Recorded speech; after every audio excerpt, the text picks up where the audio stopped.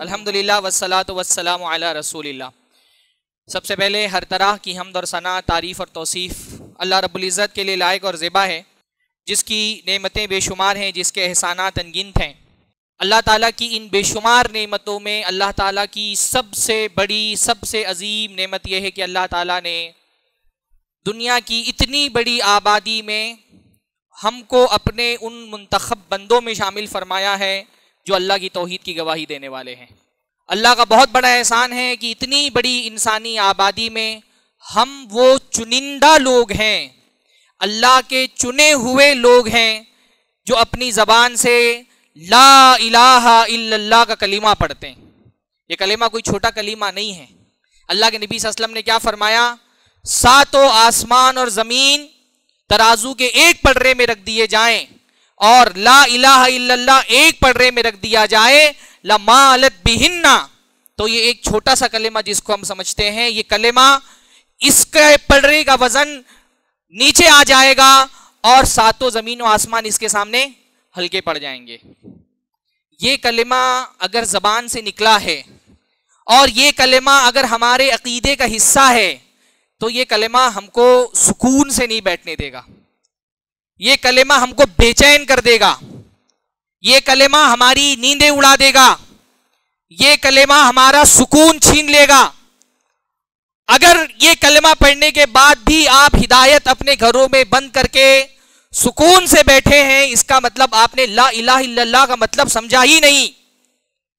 آپ زبان سے لا الہ الا اللہ محمد رسول اللہ کی گواہی دینے والے ہیں، پھر بھی اپنی زندگی میں بہت مطمئن، بہت سیٹسفائی ہو کر کے اپنی زندگی گزار رہے ہیں، اپنے بال بچوں کے درمیان خوش ہیں، اپنے کاروبار میں لگے ہوئے ہیں، اپنی دنیا میں مگن ہیں۔ اس کا مطلب آپ نے مسلمان ہونے کا مطلب ہی نہیں جانا، آپ نے لا الہ الا اللہ کی قدر ہی نہیں پہچانی۔ یہ لا الہ الا اللہ یہ انسانوں کو بے چین کر دیتا ہے، ان کا سکون چھین لیتا ہے۔ آپ سوچئے اللہ کے نبی صلی اللہ علیہ وسلم کا معاملہ، قرآن میں ایک نہیں کئی مقامات پہ اللہ رب العالمین کو اپنے نبی کو تسلی دینی پڑی، فَلَعَلَّكَ بَاخِعٌ نَفْسَكَ عَلَىٰ آثَارِهِمْ إِن لَّمْ يُؤْمِنُوا بِهَٰذَا الْحَدِيثِ أَسَفًا۔ اے اللہ کے نبی، آپ کی بے چینی کا یہ عالم ہے، لوگوں کی گمراہی دیکھ کر کے، لوگوں کا کفر دیکھ کے، اللہ کے ساتھ ہونے والا شرک دیکھ کر کے، اللہ کے بندے جب اللہ کو چھوڑ کر اللہ کے علاوہ کسی اور کے سامنے سر جھکا رہے ہیں، اس کو دیکھ کر کے آپ کی بے چینی کا یہ عالم ہے کہ ایسا لگتا ہے کہ کہیں اپنی جان آپ ہلاک نہ کر بیٹھیں۔ فَلَعَلَّكَ بَاخِعٌ نَفْسَكَ، اللہ کے نبی صلی اللہ علیہ وسلم ایسا لگ رہا ہے گویا کہ آپ اپنی جان کو ہلاک کر بیٹھیں گے اگر یہ ایمان نہیں لے کر کے آئے۔ یہ جلسے، یہ تربیتی اجتماعات، یہ دعوت کی تربیت یہ کس لیے کی جا رہی ہے؟ یہ آپ کو مطمئن کرنے کے لیے نہیں کی جا رہی۔ ان جلسوں کا مقصد، ان تربیتی نشستوں کا مقصد کیا ہے؟ کہ آپ بے چین ہو جائیں، آپ اپنی ذمہ داری سمجھیں، اس زمین پر آپ اللہ کے نمائندہ ہیں، اللہ تعالیٰ نے آپ کو داعی بنا کر کے بھیجا ہے۔ اگر دعوت کا جذبہ سچا ہے تو پھر وہ بے چینی دکھنی چاہیے جو اللہ کے نبی صلی اللہ علیہ وسلم کی تھی۔ اللہ کے نبی نے فرمایا میں اللہ کی طرف بلانے والا ہوں، میری اتباع کرنے والے اللہ کی طرف بلانے والے ہیں۔ اگر آپ اللہ کے نبی کے سچے امتی ہیں تو جو بے چینی اللہ کے نبی کو تھی وہ بے چینی آپ کے دل میں بھی ہونی چاہیے، کیونکہ اللہ کے ساتھ شرک ہو رہا ہے، باہر اللہ کے ساتھ کفر ہو رہا ہے، بتوں کے سامنے سر جھکائے جا رہے ہیں۔ یہ اللہ کے ساتھ شرک کرنے والے کیا ہیں؟ یہ کشتی میں چھید کرنے والے ہے نا۔ ان کے اس شرک سے کیا ہونے والا ہے؟ اللہ کا عذاب نازل ہوتا ہے۔ کشتی میں چھید ہوگا تو وہ لوگ بھی ڈوبیں گے جو غلطی کر تو نہیں رہے تھے پر غلطی پر خاموش تھے۔ جب کشتی میں چھید ہو رہا ہوتا ہے تو آپ کیا کریں گے؟ آپ اپنے سارے وسائل اور طاقت لگا دیں گے تاکہ اس کشتی میں چھید نہ ہونے پائے۔ جو کچھ آپ کے پاس ہوگا، جتنی محنت آپ کر سکیں گے، اگر آپ کشتی میں سوار ہیں اپنی جان بچانے کے لیے اپنا ہر وسیلہ، ہر طریقہ، ہر راستہ استعمال کریں گے۔ داعی کا بھی یہی مزاج ہوتا ہے، داعی کا مزاج یہی ہوتا ہے کہ اس کے پاس اللہ رب العالمین کی دعوت کے لیے وہ اتنا بے چین ہوتا ہے کہ اپنی ایفرٹ کا آخری حصہ بھی وہ اللہ تعالیٰ کی دعوت میں لگا دیتا ہے۔ اللہ کے نبی کی سنت سے بھی ہم کو یہی ملتا ہے۔ اللہ کے نبی صلی اللہ علیہ وسلم نے اپنے زمانے کا جو بھی میڈیا تھا اس کو اللہ تعالیٰ کی دین کی سربلندی کے لیے استعمال کیا۔ اللہ کے نبی کے زمانے کا میڈیا کیا تھا؟ ہاں اللہ کے نبی کے زمانے کا میڈیا تھا شاعری. سب سے پاورفل میڈیا کیا تھا اللہ کے نبی کے زمانے کا؟ شاعر. سب سے بڑے پروپیگنڈا کرنے والے، سب سے زیادہ طاقتور ہتھیار پروپیگنڈے کا شاعری تھا. اللہ کے نبی نے کتنا استعمال کیا اس کو. حضرت حسان بن ثابت، حتیٰ کی شعراء کو ہمارے دین میں بہت اچھا نہیں سمجھا گیا، لیکن اللہ کے نبی صلی اللہ علیہ وسلم نے حسان بن ثابت سے کیا کہا؟ شعر کہو، حضرت جبرائیل تمہاری مدد کریں گے. شاعری کیونکہ اتنا پاورفل میڈیا تھا. وہ متنبی کا شعر کیسے؟ وَمَا الدَّهْرُ إِلَّا رُوَاتٌ مِّن رُوَاتِ قَصَائِدِ إِذَا قُلْتُ شِعْرًا أَصْبَحَ الدَّهْرُ مُنشِدًا، کہ یہ پوری دنیا میرے قصیدوں کو روایت کرنے والی ہے. میں ایک شعر کہتا ہوں سارا جہان میرا شعر گنگناتا ہے. شاعری اتنا پاورفل میڈیا تھا، اللہ کے نبی صلی اللہ علیہ وسلم نے اس کو لگا دیا. اللہ کے نبی کے زمانے کا میڈیا تھا پہاڑ. کوہ صفا پہ اللہ کے نبی صلی اللہ علیہ وسلم گئے، ہے نا. نبی کے زمانے میں وہی میڈیا تھا کہ کوئی بڑی خبر دینی ہوتی تو لوگ صفا پہاڑی پر چڑھ کر کے لوگوں کو جمع کرتے. اللہ کے نبی صلی اللہ علیہ وسلم کو جب حکم دیا کہ آپ دعوت دیں، اللہ کے نبی کے زمانے کا ایک پاورفل میڈیا تھا کوہ صفا کی پہاڑی. اللہ کے نبی صلی اللہ علیہ وسلم صفا کی پہاڑی پر چڑھ گئے. اللہ کے نبی نے اپنے زمانے میں جو بھی وسائل ہو سکتے تھے دعوت کے، ان کا استعمال کیا. اللہ کے نبی صلی اللہ علیہ وسلم نے جب عرب کے حالات تھوڑے سے ٹھیک ہوئے، حدیبیہ کی صلح ہو گئی، قریش سے جنگ بند ہو گئی، تو اللہ کے نبی صلی اللہ علیہ وسلم نے جو دوسرے ممالک کے کافر حکومتوں کے سرداران تھے، سربراہان تھے، بادشاہ تھے، ان کو خط لکھنا شروع کیا. جب خط لکھنا شروع کیا تو بعض صحابہ نے کہا اللہ کے نبی یہ جو آپ خط بھیج رہے ہیں اس کو یہ بادشاہ اس وقت تک ریکگنائز نہیں کریں گے جب تک ان پر آپ کی مہر نہ لگی ہوئی ہو. تو اللہ کے نبی نے باقاعدہ ایک انگوٹھی بنائی جو مہر تھی، اور اللہ کے نبی صلی اللہ علیہ وسلم وہ مہر لگانے لگے. حالانکہ مہر لگانا یہ عربوں کا رواج نہیں تھا. اللہ کے نبی نے کہاں سے اڈاپٹ کیا؟ گرچہ کافروں کا معاملہ ہے، پر دنیا کے معاملے میں جو ٹیکنالوجی ہے وہ کافروں سے ہم کو اس کا استفادہ کرنا چاہیے. اللہ کے نبی نے مہر بنوائی. مہر بنوانا عربوں کیا نہیں چلتا تھا، لیکن کیونکہ اس زمانے کی ٹیکنالوجی کا تقاضا یہ تھا کہ اگر خط بھیجے جا رہے ہیں تو اس کے نیچے مہر لگائی جائے، تو اللہ کے نبی نے باقاعدہ انگوٹھی بنوائی. اللہ کے نبی صلی اللہ علیہ وسلم نے بعض صحابہ کو اس بات پر مامور کیا کہ آپ عبرانی زبان سیکھیں. حتیٰ کہ آپ دیکھیے اللہ کے نبی صلی اللہ علیہ وسلم نے فرمایا دنیا میں سب سے بدترین جگہ کون سی ہے؟ بازار. لیکن جب دعوت کا معاملہ آیا تو اللہ کے نبی بازار میں جاتے، بازار میں لوگوں کو پکڑ پکڑ کے دین کی دعوت دیتے.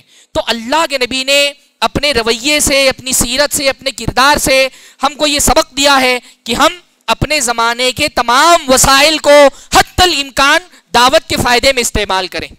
اب تک کے یعنی پچھلی تقریباً 10 15 20 سال پہلے سے کہ جو زمانہ تھا وہ الیکٹرانک میڈیا یا پرنٹ میڈیا کا زمانہ تھا. یہاں پر آپ کو کوئی بات کرنی ہوتی تو سب سے پاورفل میڈیا یا تو الیکٹرانک میڈیا تھا، ٹی وی چینلز ہیں، ریڈیو چینلز ہیں، یا پھر یہ کہ بہت پاورفل میڈیا تھا پرنٹ میڈیا، اخبارات، مجلات، رسائل. لیکن 10-15 سال کے بیچ میں ٹیکنالوجی نے جو ترقی کی ہے اور انفارمیشن ٹیکنالوجی نے جو نئے سنگ میل طے کیے ہیں، اس کی وجہ سے ایک نئے میڈیا کا وجود ہوا ہے جس کو ہم کیا کہتے ہیں؟ Social media. سوشل میڈیا کا مطلب ہوتا ہے عوام کے آپس میں روابط کے جو وسائل ہیں. میڈیا کا مطلب ہی ہوتا ہے وسائل، اسباب، مینز. تو سوشل میڈیا کا مطلب خاص طور پہ وہ ایپس ہیں، وہ ویب سائٹس ہیں جو ہر عام انسان کو بھی یہ موقع فراہم کرتے ہیں کہ وہ اپنا اکاؤنٹ بنا کر کے اپنے نظریات، اپنے خیالات، اپنے پاس موجود معلومات وہ دوسروں کو فراہم کریں. بنیادی طور پہ جب ہم سوشل میڈیا بولتے ہیں تو اس سے ہماری مراد واٹس ایپ ہوتی ہے، فیس بک ہوتے ہیں، انسٹاگرام ہوتا ہے، اسنیپ چیٹ ہوتا ہے، اور اس طرح کے بہت سارے الگ الگ وسائل ہیں. بنیادی طور پہ یہی 4-5 ایپ ہیں جو سب سے زیادہ اس وقت چرچا میں ہے، سب سے زیادہ جن کا استعمال ہو رہا ہے. اس زمانے کو اگر ہم کہیں سوشل میڈیا کا زمانہ ہے تو یہ بات غلط نہیں ہوگی.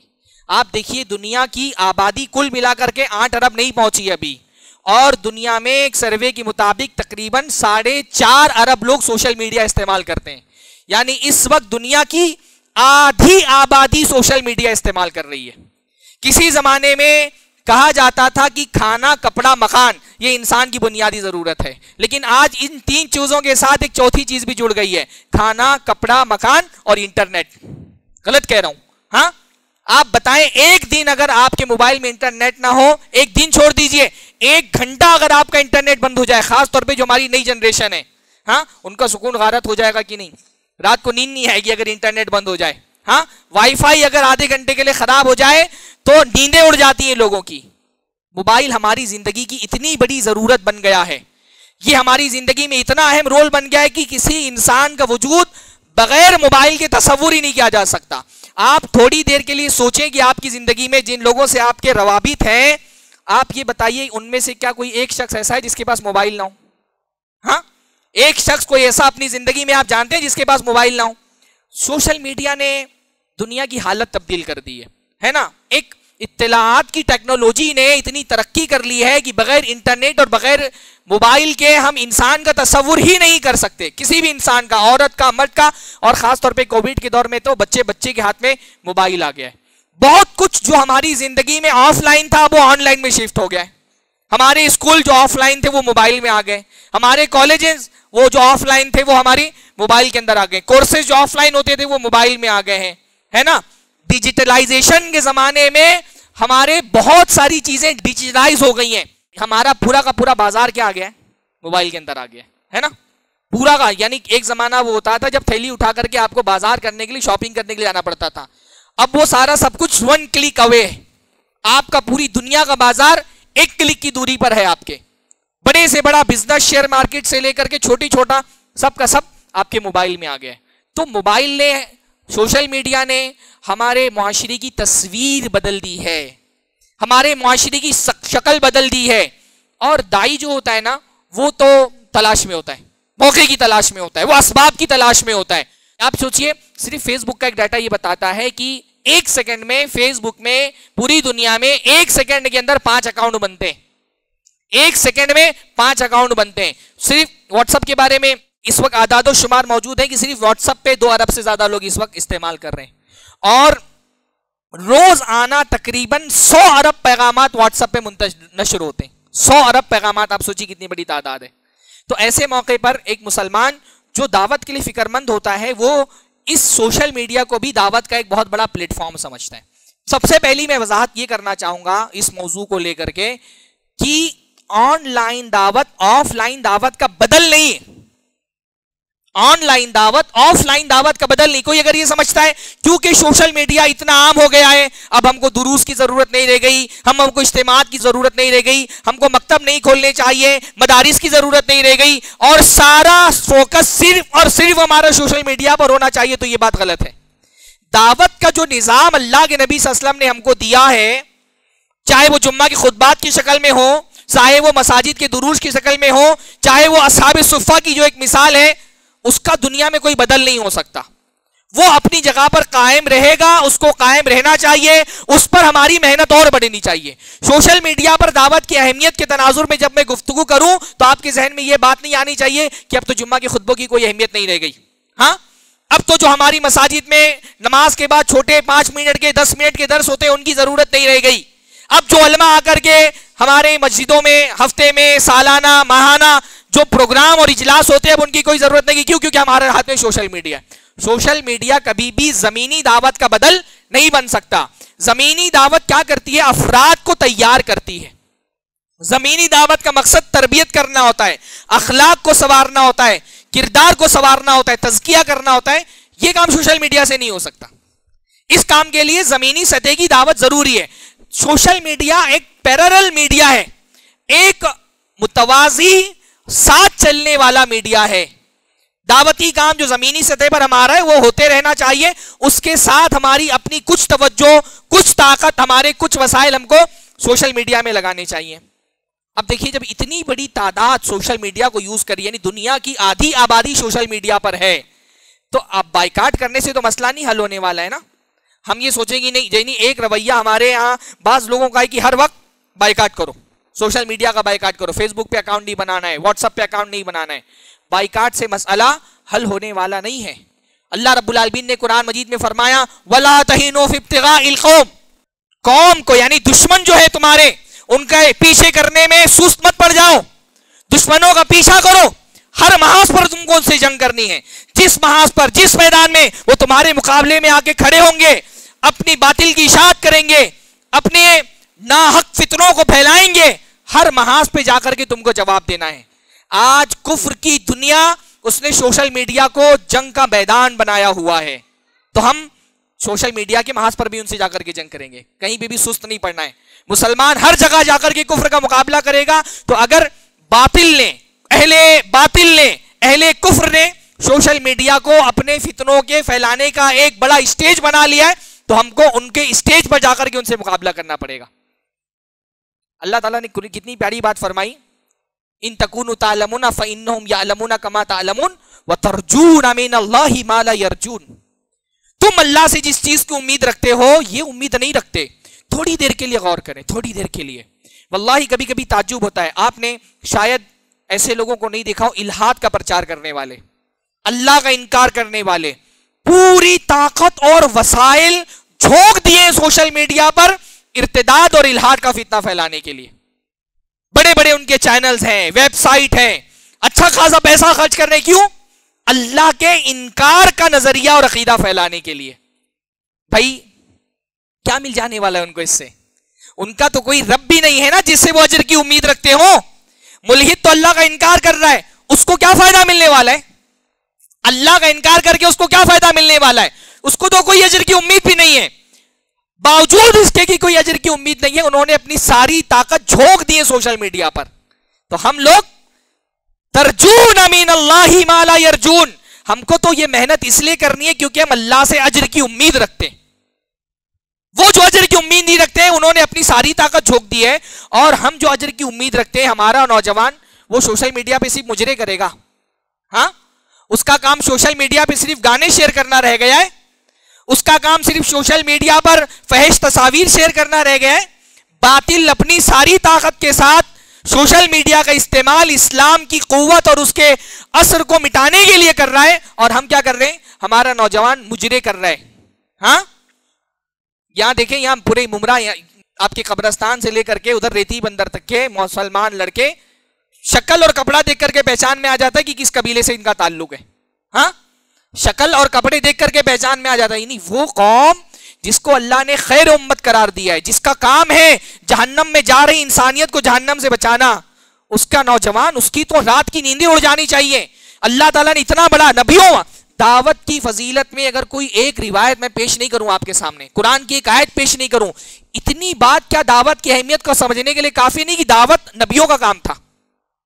یہ نبیوں کا کام ہے جو اللہ تعالیٰ نے ہماری ذمہ دیا ہے۔ اتنی بڑی ذمہ داری جس قوم کے سر پہ ڈالی گئی ہے، اس کو راتوں کو نیند کیسے آ سکتی ہے؟ اس کا نوجوان ٹک ٹاک پہ گانے بجا رہے، ٹھمکے لگا رہے ٹک ٹاک پر، ایسا ہو سکتا ہے؟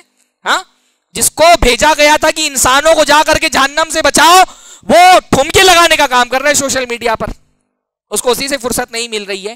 ہاں ایسا کیسے ہو سکتا ہے؟ آپ دیکھیے، غالباً علامہ ابن الجوزی رحمہ اللہ نے ایک بات کہیں پر لکھی ہے کہ اللہ رب العالمین نے مسلم حکومت میں کافروں پر جو جزیہ باقی رکھا ہے نا، بہت مختصر سی رقم ہوتی ہے، ٹیکس، کافروں پر جو ٹیکس لگایا جاتا ہے جس کو جزیہ کہا جاتا ہے۔ بعض علماء نے کہا کہ یہ جزیہ کیوں باقی رکھا گیا، جزیہ کیوں لیا جاتا ہے کافروں سے؟ کہا کہ جزیہ کافروں سے اس لیے لیا جاتا ہے تاکہ مسلمان یہ دیکھے کہ ایک کافر اپنے باطل دین پر اتنا مضبوطی سے ٹکا ہوا ہے کہ چاہے اس کو پیسہ دینا پڑے پیسہ دے گا، لیکن اپنا دین نہیں چھوڑے گا۔ جزیہ کس سے لیا جاتا ہے؟ کافروں سے لیا جاتا ہے نا۔ وہ اپنے دین سے اتنی محبت کرتا ہے کہ وہ کہہ رہا ہے مجھ سے پیسہ لوگے میں پیسہ دوں گا، لیکن اپنا دین نہیں چھوڑوں گا، جو دین کیا ہے؟ بت پرستی والا دین ہے، باطل دین ہے۔ اگر باطل دین سے ایک کافر اتنی محبت کرتا ہے تو دین حق سے ایک مسلمان کی محبت کتنی ہونی چاہیے؟ ہاں ترجون من اللہ ما لا یرجون، تم اللہ سے جو امید رکھتے ہو، کافر تو نہیں رکھتے، تو تمہاری محنت تو اور زیادہ ہونا چاہیے۔ تو ایک مسلمان، اس کی محنت کا کچھ حصہ سوشل میڈیا پر جانا چاہیے۔ بلکہ آپ دیکھیے شیخ ابن باز رحمہ اللہ کتنا پیارا ان کا ایک فتوے میں انہوں نے ایک کتنی پیاری بات کہی۔ انہوں نے فرمایا لا شک ان استغلال وسائل الاعلام فی الدعوت الی الحق ونشر احکام الشرعیہ وبیان الشرک ووسائلہ، انہوں نے فرمایا کہ اس میں کوئی شک نہیں، کوئی شبہ نہیں کہ جو میڈیا کے جدید ذرائع ہیں، شیخ ابن باز کا زمانہ 90s کا زمانہ ہے، ہاں اس زمانے میں میڈیا کا سب سے بڑا ذریعہ کیا تھا؟ نیا ٹیلی ویژن وجود میں آیا تھا، ویڈیوگرافی ہوتی تھی۔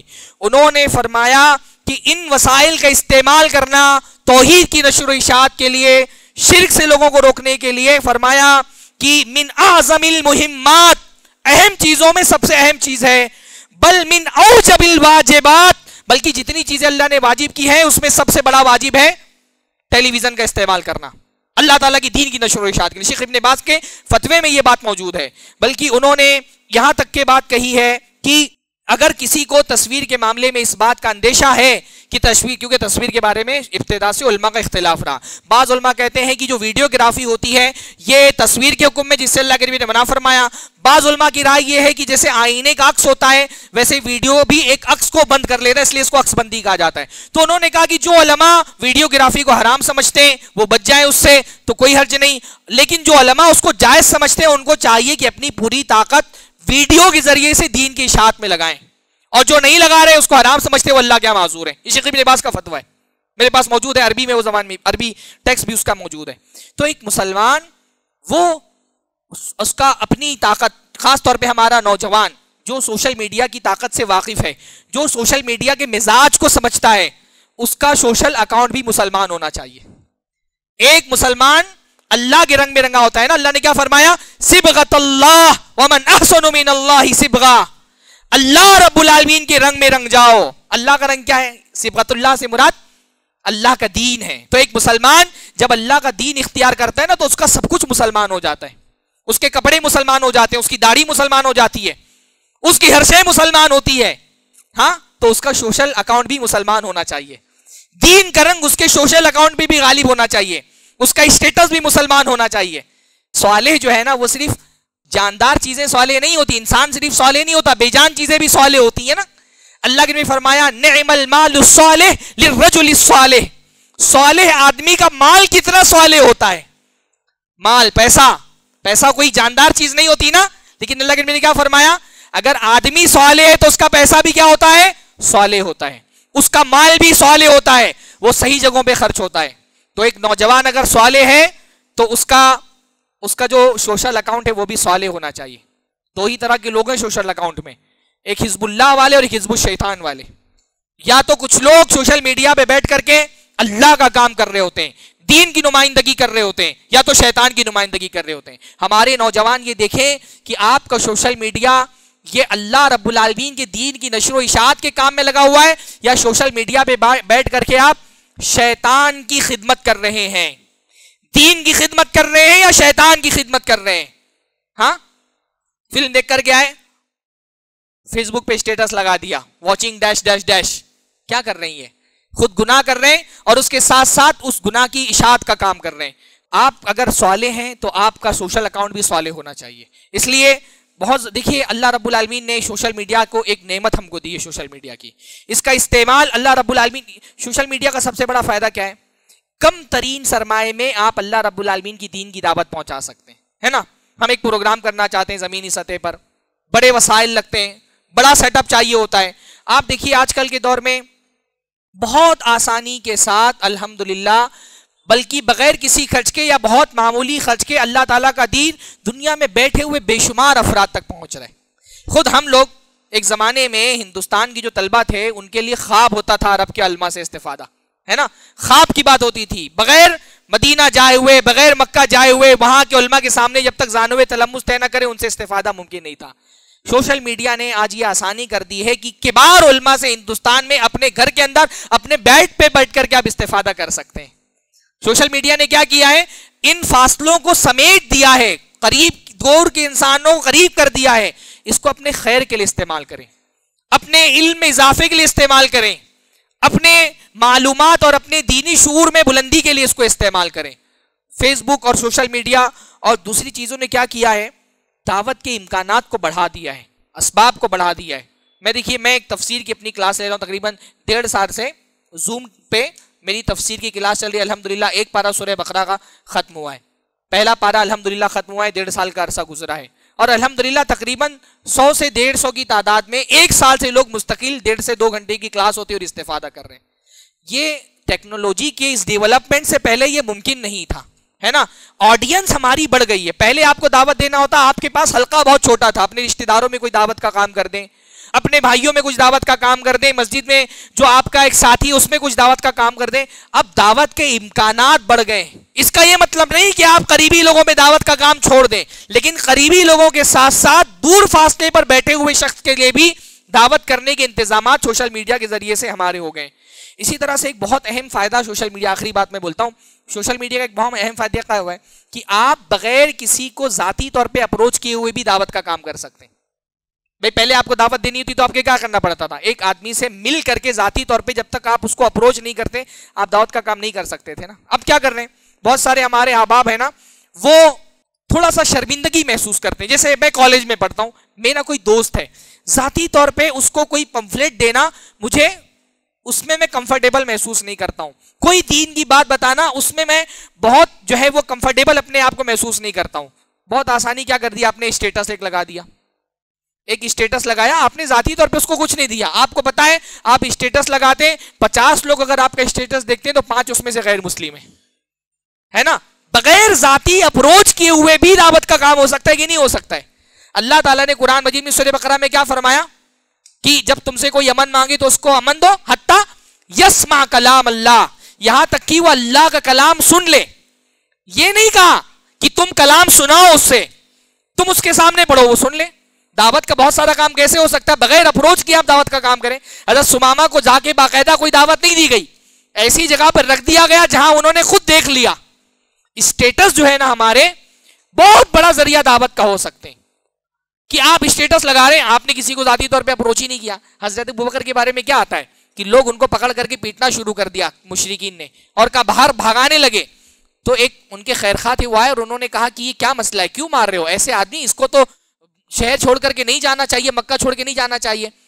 تو کیا ہوا، لوگوں کو یہ شکایت نہیں تھی کہ ابو بکر لوگوں کو پکڑ پکڑ کے قرآن سناتے ہیں، یہ شکایت نہیں کہ ابو بکر لوگوں کو پکڑ پکڑ کے قرآن سناتے ہیں. کیا کہا، یہ اپنے گھر میں قرآن پڑھتے ہیں.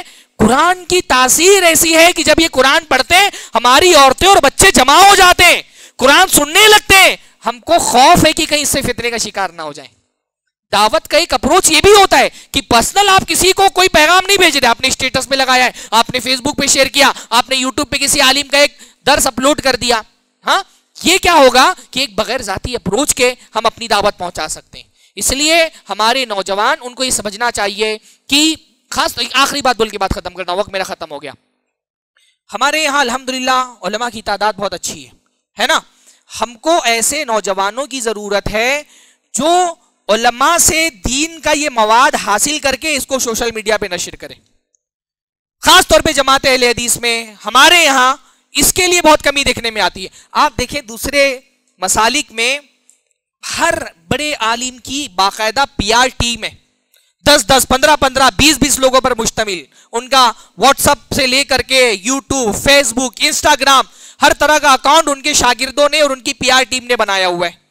چھوٹی سی چھوٹی بات بھی وہ اگر بولتے ہیں ان کی زبان سے نکلتی ہے. ان کے جو PR ٹیم کے لوگ ہیں، پبلک ریلیشن کی ٹیم، چھوٹی سی ایک جملہ بھی اگر حضرت جی بول دیتے ہیں نا، اس کو فوراً گرافک ڈیزائن میں خوبصورت سا سجا کر کے ان کی سوشل میڈیا پہ ڈال دیا جاتا ہے. ہمارے یہاں صورتحال یہ ہے کہ ہمارے جو بزرگ علماء ہیں وہ تو ویسے موبائل سے الرجی رکھتے ہیں، ہاں ان کو ساری معلومات ہے ہی نہیں. نوجوان جو تھوڑا بہت محنت کر سکتے ہیں ان کو کیا کرنا پڑتا ہے، خود تقریر کرو، خود کسی سے ہاتھ پیر جوڑ کر کے ویڈیوگرافی کراؤ، خود ویڈیو لے کر کے ایڈٹ کرو، خود اس کی کلپ کاٹو، خود ہی لے جا کے اس کو نشر کرو. تو وہ بہت ساری جو وہ محنت کرتے ہیں سوشل میڈیا پہ، اگر ان کی کوئی ٹیم ہو، میں ایسے اپنے بعض احباب کو جانتا ہوں، 2 سے 4 نوجوانوں کی جماعت ہے، کئی ایک علماء کے سوشل ویب سائٹس وہ دیکھتے ہیں. خود میرے جو ہیں وہ کلکتہ کے ہمارے بعض احباب ہیں، میرا بلاگ وہ لوگ الحمدللہ دیکھتے ہیں، میرا یوٹیوب چینل وہ لوگ دیکھتے ہیں، میرے واٹس ایپ چینل میں ایڈمن ہیں وہ سارا محنت وہی لوگ کرتے ہیں، اور اس کے علاوہ میرے فیس بک کے پیج کے ایڈمن وہ ہیں. جب سے وہ بھائی میرے ساتھ جڑے ہوئے ہیں بہت سارا ہیڈیک جو سوشل میڈیا کا میرے سر پہ تھا اتر گیا. اس سے جو ٹائم بچ رہا ہے وہ میں دوسری اپنے خطابات اور دروس کی تیاری میں لگا لے رہا ہوں. ہمارے شیخ ابو رضوان محمدی الحمدللہ ان کے پاس بھی ایک، حالانکہ جتنی بڑی ٹیم ہونی چاہیے اتنی بڑی ٹیم نہیں ہے، پر نوجوانوں کی ایسی ٹیم ہے جو علماء کی پبلک ریلیشن کا کام کرتی ہیں، ان کے خطبات، دروس، اجتماعات، اس کو نشر کرنا. اب ہمارے یہاں مسئلہ یہ ہے نا کہ جس نوجوان کو تھوڑا بہت ٹیکنالوجی کا علم ہو جاتا ہے، بجائے اس کے کہ وہ علماء کے دروس نشر و ارشاد کرے، وہ خود ہی مقرر بن جاتا ہے، وہ خود ہی دعوت دینا شروع کر دے رہا ہے. اس کو کیونکہ ٹیکنالوجی میں مواد اس کے پاس نہیں ہے، لیکن وسائل کا اس کو علم ہے. تو اب جس کو وسائل کا علم ہوتا ہے وہ خود بردر بن کر کے تقریر کرنا شروع کر دیتا ہے, بجائے اس کے کہ اس مسائل کو مستند علماء کے دروس اور ان کے حاصل ہونے والے ان سے جو دعوتی مواد حاصل ہوتا ہے اس کی نشر و اشاعت میں لگائے. وہ بھائی خود ہی 4 لوگوں کو نوکری پر رکھ کر کے خود مقرر بن کر کے خود ہی تقریر دینا شروع کر دیتا ہے, خود ہی فتوے دینا شروع کر دیتا ہے. آپ کو اگر اللہ رب العالمین نے ان سوشل میڈیا کے وسائل کا استعمال سکھائے تو اس کا مطلب نہیں کہ آپ خود ہی فتویٰ دینا شروع کر دیں. جو لوگ فتویٰ دینے کے, درس دینے کے, تقریر کرنے کے اہل ہیں, ہمارے علماء ہیں, ان علماء کے علم پر محنت کیجیے. پرانے علماء میں آپ دیکھیں گے بہت سارے علماء کے ملفوظات ان کے شاگردوں نے تیار کیے ہیں. بہت ساری شروعات ہیں وہ بولتے تھے, طلبہ شروعات لکھتے تھے. سعودی عرب میں یہ مزاج بہت اچھا ہے, ایک عالم کوئی درس دیتا ہے, اس کی پوری ٹیم ہے, اس کی زبان سے نکلنے والے الفاظ کی تفریق کر دی جاتی ہے, لکھ کر کی کتاب شائع ہو جاتی ہے. شیخ ابن عثیمین کا بیشتر جو کتابیں ہیں وہ کیا ہے, ان کے دروس ہیں, جو کیسٹس میں موجود تھے آج وہ پورے دروس کتابوں کی شکل میں آ گئے. بجائے اس کے کہ آپ اپنی محنت استعمال کریں, آپ علماء کی جو محنت ہے اس کو زیادہ سے زیادہ نشر کرنے کی کوشش کریں. اللہ رب العالمین ہم سب کو دین کا صحیح فہم عطا فرمائے. آخری بات میں پھر اسی نوٹ پر ختم کروں گا کہ آپ جو ہے وہ سوشل میڈیا ہمارے زمینی جو کام ہو رہے ہیں دعوتی ان کا بدل نہیں ہے, یہ کام اپنی جگہ پر ہوتے رہنے چاہیے. یہ بھی ایک بہت بڑی منفی چیز ہے کہ بعض ہمارے نوجوان سوشل میڈیا پہ اتنا ایکٹیو ہے کہ ان کو لگتا ہے اب مسجد میں دروس, ہمارے اجتماعات, ہمارے پروگرام, ان کی کوئی اہمیت نہیں رہ گئی. ایسی بات نہیں ہے. ٹھیک ہے. بارک اللہ لی ولکم فی القرآن الحکیم و نفعنی وایاکم بالآیات والذکر الحکیم. والسلام علیکم ورحمۃ اللہ.